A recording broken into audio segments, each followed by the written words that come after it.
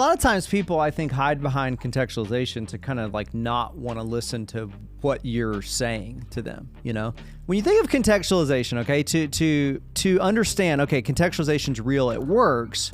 You're also kind of assuming something you do is going to affect the outcome, right? So if someone says, well, in my environment, this is how we contextualize it. So you're kind of assuming there is something you could do to affect the outcome. Well, I would just say for people that are all about contextualization, is it working?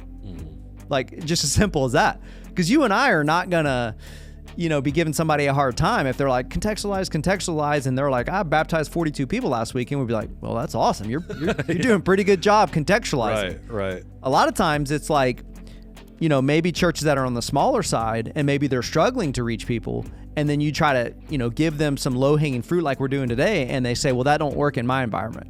And I would just say, well, what does work in your environment then? Right. Because like, man, if you're struggling, like you may want to kind of open your mindset a little bit to say, okay, maybe what I was saying wouldn't work. I just didn't want to work, or I didn't like that. Yeah. Maybe we need to open up our mind a little bit to maybe what would work. This is Breaking Barriers, where we help pastors and churches grow so that they can go.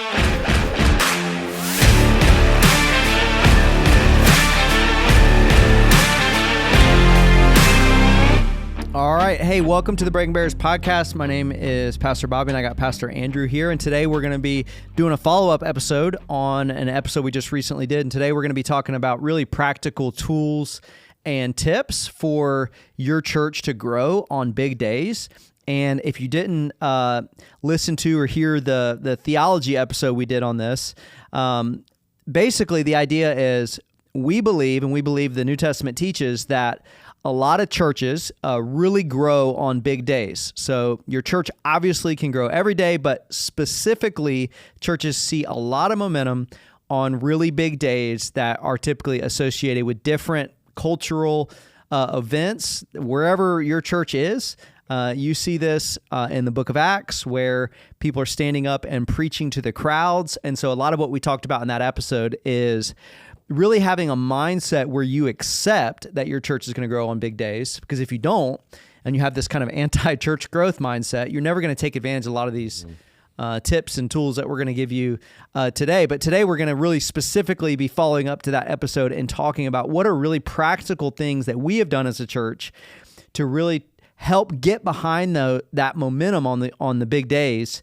to help our church grow on those big days. And Pastor Andrew, as I hand it over to you, maybe you can even, before we get into the tools, maybe even talk about a little of the history of this at Mercy Hill, because we did make a shift at some point. We've always done a little bit of it, but I know a number of years ago, we made a shift to say, we're really going to invest a lot of energy around these big days. Yeah, I think for us, I don't think we ever had much of a problem with like the idea of big day. I mean, we've been pretty much like, no, I think kind of like in the book of Acts, the church is going to grow the most when there's like a preacher and a bunch of people. There's a reason we launched in September versus some other random time of the year. And so, yeah, that's true. And so we had some thought around, like we did our first year, we did 2 services for 3 weeks right at Easter. And then we went back to 1 because we knew, man, it's going to swell. And then summer's coming. First summer as a church planter is very hard.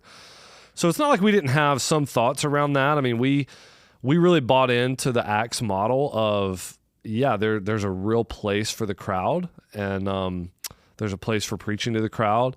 But we weren't as intentional with, man, we know the crowds are going to be bigger on certain days, so let's try to invest in that and really try to make sure that we're doing very good evangelistic sermons during that or whatever it is. And I think that there was a big wake-up call for us. I remember one time we had a church in Tennessee that we're very comparable with in terms of just size and all that stuff. And I remember, I think this is probably literally true that like on a weekly basis, we were about the same. I think we might have even been a little bit ahead of them, but like at Easter, their numbers like doubled and ours were not even close to that. Ours were going up like 20 or 30%. Yeah. I mean, and it was like, I remember that being like a pretty big wake up call of just hearing like what they were going for. And I was like, man, we're missing something here. And then about that same time, we had a chance to have a conversation with Sean Lovejoy, who, kind of pushed us a little bit of like, man, your church shouldn't grow on Easter, it should double. And we were just not, that was just a limited mindset we had of like, man, we don't even, he almost asked us like, what do you guys do different on Easter? We're like, nothing. I mean, we're just intuitively, we know the church is going to be bigger that day. Same thing with Mother's Day, same thing with back to school weekend or whatever. But we aren't really intentionally engaging in things like we're going to talk about today. More financial investment, more staff oversight, new ideas, trying to get people to one-time serve, that type. We weren't doing those things, and therefore we weren't seeing the results that we wanted to see in terms of, we were big on 2 Kings 4. We were not preparing the jars very well. Right. And therefore God wasn't really filling them all that well. And then when we flipped that, we've seen a lot more success with thinking about these big days. It's kind of it's not hard to understand it, but for some reason I think it's kind of hard to activate on it, because you have to kind of believe in your mind, wait a minute, you're telling me the harder that I try to grow on a certain day that I will grow more on that day. And the reality is, for most cases, the answer is yes. Mm-hmm. And you just got to kind of accept that, like even churches that we're coaching, right? The churches that are trying the hardest, right? And praying the biggest prayers and fasting and hoping and desiring to grow are more likely to grow than the churches that are not doing that. And we're not saying it's all on us and not on God, but something about leading your staff in that way and just desiring, hey, we're going to try everything that we can this Easter to grow and to see as many people baptized and to see as many people invited and have the most amount of first-time guests. The harder you try and the more strategic you are around that, the more you are going to grow on those days. Yeah, I mean, we a lot of times we want to see God move, then believe, then we'll take action. And it's kind of like, it might be that we need to believe first that God's going to do some things. That comes out, for us at least, that comes out in goals. It comes out in, man, I get to at least control what I'm praying for, what I'm asking God to do. Then we take action based on what we believe, and then we see God move. And I think some of the things today that are practical tips are that way. Man, there are big days for us. There are 6 or 7 that are just not like the others. I've already mentioned them. Last podcast, I'll mention them again. We think about the beginning of a new year. We think about Easter. We think about Mother's Day, sometimes Father's Day, okay? KidsWeek, Vacation Bible School, that week after that, we could talk about that, really trying to incorporate, like your last day of Vacation Bible School is actually the first day of the weekend. It's not, you don't finish, Vacation Bible School until that weekend's over. And then back to school weekend is a huge deal. People are moving in from out of town. Kids are going to school. Freshmen, college are here, whatever. The great migration in the U.S. is happening during that time. And then we think about Christmas. And so those are sort of the ones that we think about. Other people may think about some different ones. We're going to talk about that. But these are big days. I love that movie. I've shared this with our church a lot, like that movie War Horse, the Spielberg movie, where at the beginning the guy says, man, there are big days and there are small days, and today's a big day. Mm-hmm. And these 7 are like, hey, dude, today is a big day. Man, the church is going to swell almost if we don't do anything. Man, let's throw a bunch of juice behind it intentionally. So, man, let's get into some of these practical tips. So, did you say like back to school, one of them? Yeah, okay. So let's say for the average like pastor out there, I think this is probably the case in probably all 50 states, right? There is some rhythm of people traveling more over the summer, and once their kids go back to school, even if they're homeschooled or something like that, there's a little bit more of a rhythm once you start heading towards the fall, right, where people are just more likely to kind of get back into something kind of habitual, like going to church.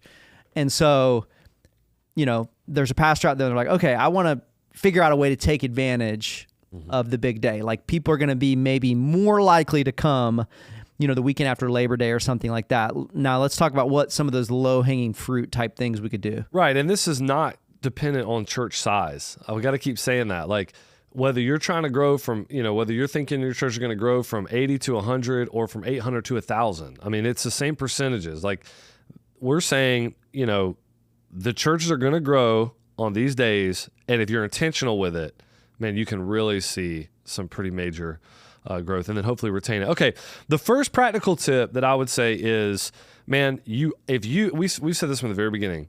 if you can trade money for momentum, you do it.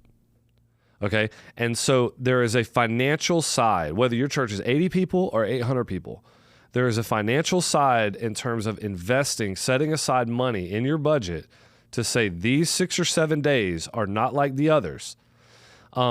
So I would throw it to you and just say, like, Bob, what are some things that we do or you would encourage people to think about, maybe even some buckets, of how to think about how to make a financial investment that hopefully has a good return on it coming out of the big day?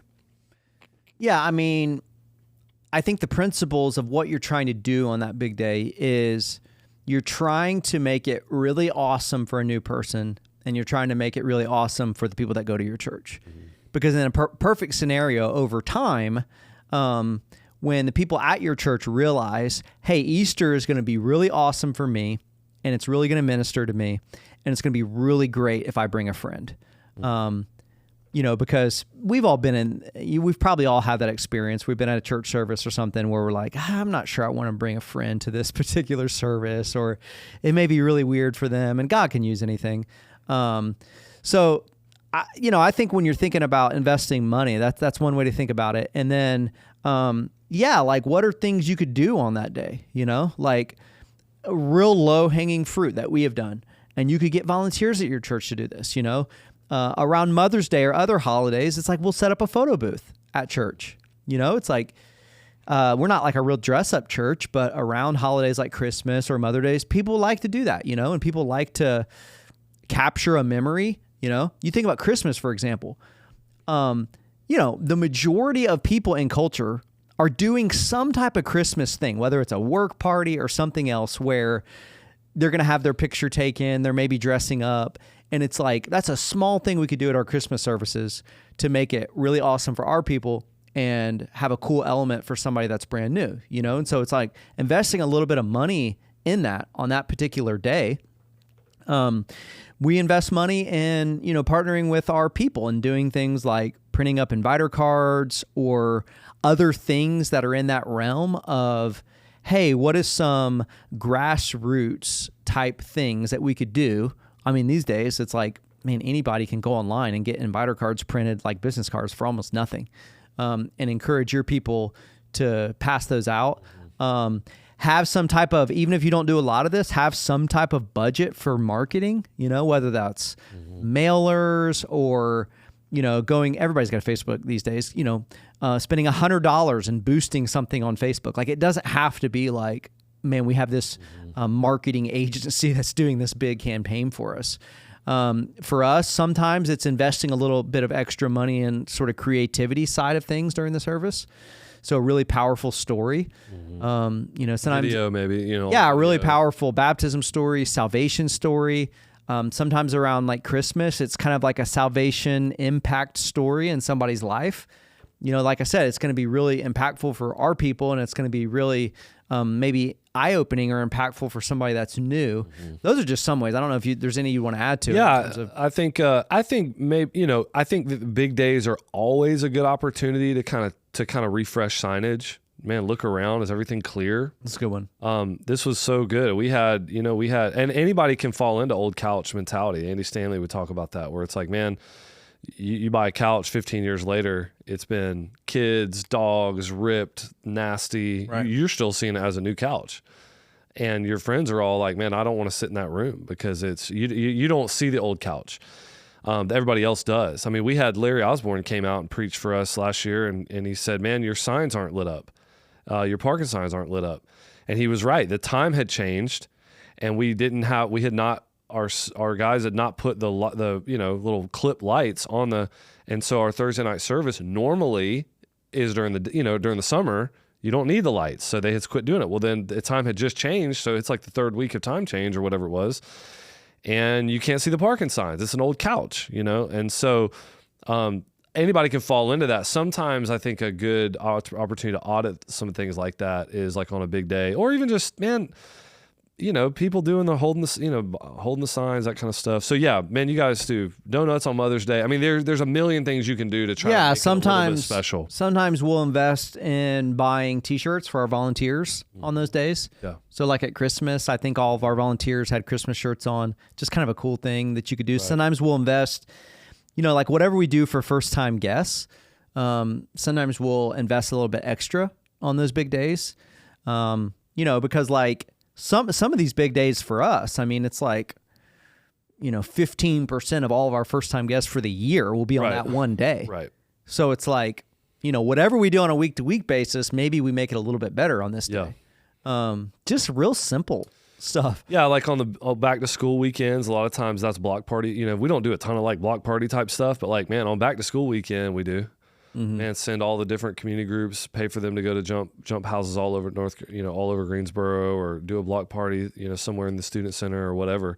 So I think there's a lot of ways that we can invest money. I think the point that we're trying to make here in the first little practical tip is, I know in my life, anybody that's invested any money ever, it's like, I'm looking for the place where I can put in 10 and get back 100, and we feel like the big days are that way. Right. It's just like a great opportunity to put in some to get back. Yeah. Right. So one of the things you're going to need to do is you're going to need to identify. Yeah. That's on the list. That's the second one. For your church, like what those things are. And they're most likely going to be pretty similar to what ours are, because people in the United States, there's a lot of similar patterns: Christmas, Easter, summer, fall. Like a lot of those patterns are similar no matter where you're at. But one good way to do this is a very simple way to do this. If you literally took a spreadsheet, you put in your total attendance every single week, so let's say it was, 120 one week, 150 the next week, 180 the next week, put it in for all 52 weeks, and then figure out what your average is.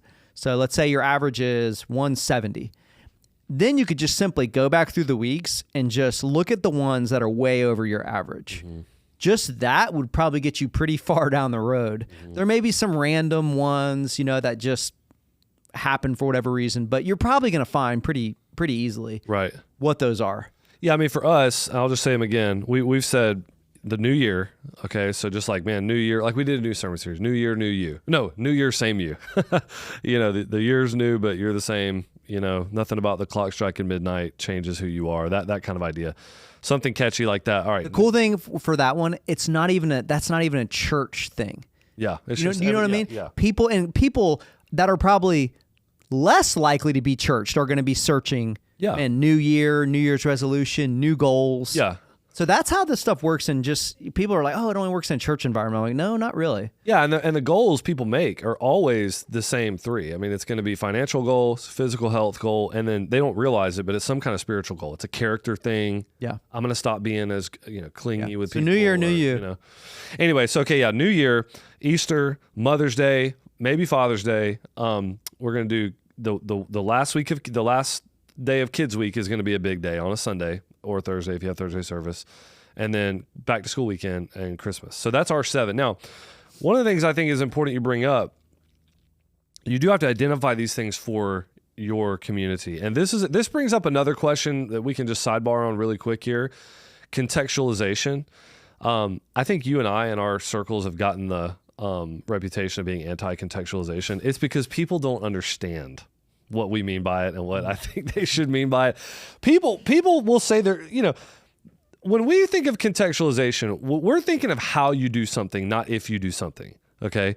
So, like if you're going to come out of a Mercy Hill stream, we're not going to be the type of church that's like, hey man, in my community, in my context, preaching just don't work. Mm-hmm. We're going to be like, we kind of feel like the Bible don't really give you that opportunity to just contextualize your way out of preaching. Okay.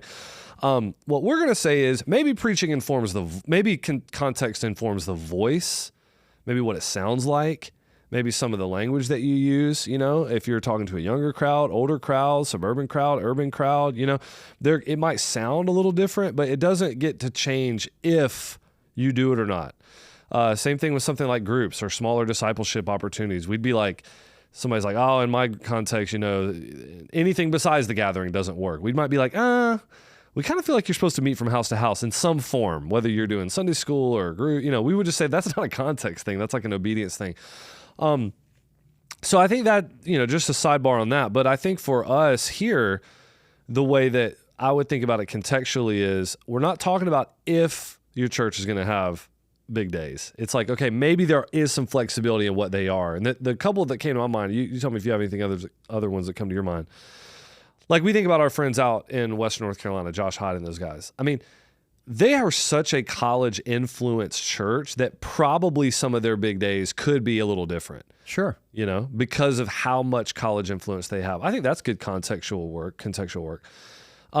I have other friends that are planting churches in destination places like the beach or, you know, in like a touristy mountain areas. Mm-hmm. And a lot of times their churches are getting bigger when everybody else's churches are getting smaller. You know, like in the summertime, dead of summer, we're kind of going the other way. And they're like, man, we got people coming to their beach house and blah, blah, blah. It might be good to identify that and decide, are there, you know, if I was at the beach, I wonder if there's a certain weekend, Memorial Day probably, you know, I would imagine, that's a good example. Memorial Day for us, a down weekend. I would imagine if you're a church at, you know, at the beach, Memorial Day might be a huge weekend for you because a lot of people are coming to your area. Right. Any thoughts on that? Yeah, a lot of times people, I think, hide behind contextualization to kind of like not want to listen to what you're saying to them, you know? And a lot of times, unfortunately, like when you think of contextualization, okay, to understand, okay, contextualization's real, it works, you're also kind of assuming something you do is going to affect the outcome, right? So if someone says, well, in my environment, this is how we contextualize it. So you're kind of assuming there is something you could do to affect the outcome. Well, I would just say for people that are all about contextualization, is it working? Like just as simple as that. Because you and I are not going to, you know, be giving somebody a hard time if they're like, contextualize, and they're like, I baptized 42 people last week, and we'd be like, well, that's awesome. You're doing a pretty good job contextualizing. Right. A lot of times it's like, you know, maybe churches that are on the smaller side and maybe they're struggling to reach people. And then you try to, you know, give them some low hanging fruit like we're doing today. And they say, well, that don't work in my environment. And I would just say, well, what does work in your environment then? Right. You know, because like, man, if you're struggling, like you may want to kind of open your mindset a little bit to say, okay, maybe what I was saying wouldn't work. I just didn't want to work or I didn't like that. Yeah. And maybe we need to open up our mind a little bit to maybe what would work. Yeah, I had a business leader from Mercy Hill tell me one time, I thought this was really insightful. He said, man, in business, if you ever find yourself with a model that does not meet current demand, it's outdated. You know, it's just, it'd be foolish to continue to say, no, this is how it works if it's not. If it's not working, right? So anyway, That's good. I think that's a good idea. I think that's really good. So we want to contextualize well, identify what those things are for you. Do any other ones come to your mind? We made, okay, Memorial Day at the beach, or it might be a good one. I mean, somebody on a college campus. I'm trying to think. Does anything else come to your mind in terms of, you know, what maybe another? Because our feeling is that they're 90% going to be what we said. Right. You know. I mean, if you're like a Trump church, you could do like a 4th of July celebration or something. I'm just kidding. No, I mean, but just think about like what's happening like in culture, you know? Yeah. All right. So another one that I think is very important for us to mention is that, so the third one I would say is, so we talked about investing more money, number one. We talked about identifying your big days, number two. Number three, I would say, serving drives growth, not the other way around. You know, you can say it like this: engagement with the services drives attendance. And that's been really eye-opening for us. We have just seen 1,000 times now when we got that in our mind, like whatever we were ready for is about what God was going to bring, you know? And that, man, I really think whether you're small church, big church, whatever, how ready are you? And the way we answer how ready we are is, man, what are we doing on our serve teams? You know, are we ready for what God is going to bring? The number one indicator, I think, for how ready you are and how intentional rather than intuitive you are about a big day is how many people you have ready to go serving. Yeah. For kids ministry, for your production, for, you know, first impressions, all that stuff, like, that I think is just that's just a really good thing to remember. So and another one we're going to get into is getting way ahead. As you're getting way ahead, man, building teams that get ready for what God is going to do in terms of who he's going to bring. Yeah. I would say for me, I'm an average intelligence person. This one has always been hard to understand why this is true, but it's true. I've just learned over the years, like, I can't always explain why it works this way, but it's just absolutely true that engagement drives attendance. So, if somebody's saying like, wait a minute, you're telling me even before I ask my people to invite, like even before all of that, if I just get more of my people to serve and to engage around this big day, are you saying that attendance will go up? And the answer is like, yes, attendance will go up. Why exactly that happens, I can't really explain exactly why it happens. Is it because they weren't going to attend and now because they're serving they intend, or because they're serving they're more likely to invite, or they're just more engaged and therefore, like, I can't really explain why it happens, but like it happens. Or is it even more spiritual than that? I mean, that's where I'm at, is like, man, I just have really latched on to the 2 Kings 4, like what we're prepared for. When you stop the prep, the spirit kind of runs out of oil here a little bit. And I just think the best way to bridge that over into our context, like when I talk to our people about our Christmas services, is like, guys, this many people served, this many people came. If we crush that serve number, I bet you there'll be more that come, because it's our way of, that is putting the jars out in a lot of ways, is continuing to put the jars out to say, God, we're ready for what you're going to do. And I think that getting ready in serve capacities is a really good example of not demanding to see movement before you believe and act. But instead, it's saying, God, we're going to believe on the front end, and we're going to evidence that belief in action. And that action is we're going to be ready. And I mean, we've had things that we were ready for that didn't happen, right? But I've almost never had something happen that we weren't kind of ready and asking God for, Right. So, anyway, yeah, I think that's just really it can be a hard thing to communicate where, around one of these big days, let's just say Easter, where you're trying to get your people to invite, but you're simultaneously also trying to get them to serve. And so you got to figure out like how exactly do you do that? But because I would say we were maybe even behind on that one, where we kind of got a decent strategy for partnering with our people to invite, but we still were a little bit behind, because the reality is, like, you may have some mechanism, right? So for us, it's the weekender. That's how we connect new people at Mercy Hill. Well, this big day don't really maybe necessarily fit into the weekender, right? Like we're trying to get somebody to maybe serve kind of one-off that maybe don't go through the weekender. And so you're trying to figure out like, what's the process, how to communicate that. But I do think if you can figure out how to solve that, it's definitely worth it. Right. It's definitely worth it. And now I think that's maybe the tip of the spear for the big day for us. Like before we're even communicating, like invite your friends, we're communicating, you need to serve. Like you need to be invested. You need to be a part of this. And something happens. Something's happening. I mean, it's to me, it's a big shout out for having 2 services, which we've already, we need to continue to talk about that, because it doesn't preclude you from inviting and all that stuff, because you have another service to go to. But I don't know this, but we'll move on. But I mean, tell me if you agree with this. If we could figure this out some kind of way, which I don't know how we would do a study for it, I would say per capita, there is some connection between way more people that are serving, inviting, than not. Yeah. Meaning, like, if you looked at the first time guest numbers of who invited me, for sure, it would be somebody who's either serving on the weekend or very involved in serving in their community group or whatever, it invited them. So, all right, 4th thing. And you guys did one on this already, so we don't have to talk a ton about it, but I would just say flat out, you got to start planning at least 2 months in advance. Start planning what the big day is going to be, how you're going to market it, what are the things you're going to do different that day. We've mentioned videos in the service. We're going to do something, very creative in the service. We're going to have a special snack treat. We're going to do different signage. Whatever it is, you got to get way ahead of it. Yeah, I would say we've historically been really bad at this, and I'll just take the blame for that. I feel like for me, the way I'm wired, I'm good at thinking 2 years out, not super great at thinking like 2 months out all the time. So for many years, we'd get a couple months out and it's like, oh man, what are we doing for Easter? Or what are we doing for Christmas? And it'd be like, hey guys, these holidays happen every year, right? Christmas is like every year we could count on it, Yeah. So man, it just took some awesome people on our team to finally kind of create a framework.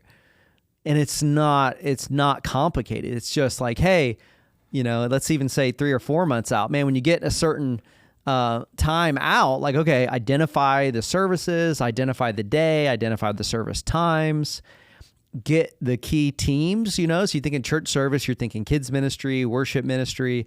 If there's any sort of creative stuff you're doing, get the lead pastor involved. Man, let's start getting on the same page here. Like it's not all that complicated. It's just doing it. Right. We're so caught in like the now. Yep. What's happening this week? What's happening this Sunday? Mm-hmm. And I've just seen it, and you have too. Getting around churches that are much bigger than us, they just think further ahead. Yes. They think about the preaching, they think about the services. Like when you and I are planning this week, they're planning 3 months from now, 6 months from now, and it's just going to make a big difference. And the big trap, and we've mentioned this before, the big trap is, well, they're a great big church, so they have time to do that. And it's like, man, how do you, part of the reason they got where they are is because they figured out how to do that, how to think ahead, right? So I'll never forget, man, the first time and I've shared this before too, but I've never forget the first time I was on staff full-time at the Summit Church in Raleigh-Durham, North Carolina, and our first meeting after Christmas was Easter. So it's like January, and we're like talking. I blew my mind, And I remember we planted a church, dude. We fell into the tyranny of the urgent, no doubt. I mean, we were trying to keep our head above water, and this might speak to somebody right now that is hearing this, and you're going to feel deeply what I'm about to say. I felt for years that these days happened to us.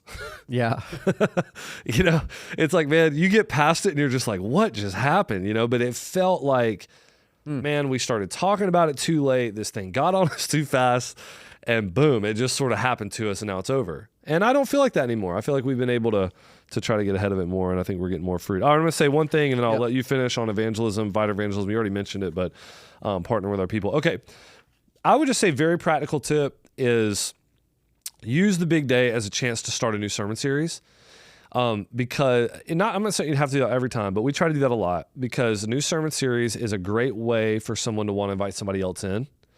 It gives them a reason to, if you think about somebody that's just like, man, I really want to invite my neighbor, but I don't just want to say to them, will you come to my church? I want to say to them, hey, my church is doing this new thing on like parenting. And I mean, we were really excited about it and you want to do that, or man, the new, whatever, book of whatever. So I think that, and then in that, you really want to make sure to cast a vision for, hey, you're already 1 week in and this thing's only 6 weeks long. You want to come in, why don't you come back and be here? And I think that's a very important little small tip that I think a lot of churches try to do on these big days. Start something new on a big day. Yeah. The very last one, and this is really, I would say this whole strategy, this is where the power is inviter evangelism. When you start getting your people to want to invite people to these big days is kind of when you start having a breakthrough around these big days. And it takes time to develop this sort of culture, and I think it's easy as a church leader to think, well, my people aren't doing what I want them to do, or they're not giving their time, talent, treasure, or whatever. Like, and the reality is, it's like, man, we are the culture setters. Like, it's our responsibility as like the leaders, the visionaries to create that sort of culture. Mm-hmm.